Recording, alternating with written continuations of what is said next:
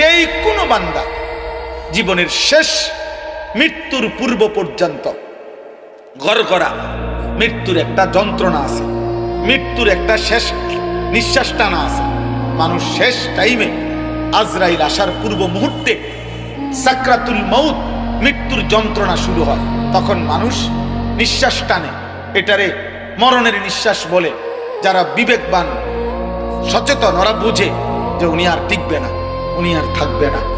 এই নিঃশ্বাস, শেষ নিঃশ্বাস টানার আগ পর্যন্ত, সাকরাতুল মউত আগ পর্যন্ত, গড়গড়া মৃত্যুর যন্ত্রণা আসার আগ পর্যন্ত আল্লাহ রাসূল শুনাইছেন, আল্লাহ বলে দিছেন, বান্দা এর পূর্ব পর্যন্ত তুমি যদি কোনো একদিন কোনো সময় তোমার মনে পড়ে তোমার পুরা হায়াত ভুল করছো, গুনাহ করছো, নাফরমানি বেশি করেছো, তো ঠিক যখনই মনে পড়বে কোনো দিকে না দৌড়াইয়া আমি আল্লাহর কাছে আইসো।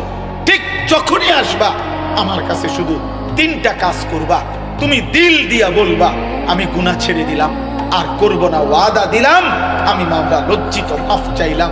আল্লাহ বলে তিনটা যদি অন্তর দিয়া বাস্তবিক অর্থে আমারে বুঝাইয়া বলতে পারো, আমি রব কসম করে বললাম আসমান পর্যন্ত ছোঁয়া গুনাহ আমি মাফ করে দেব।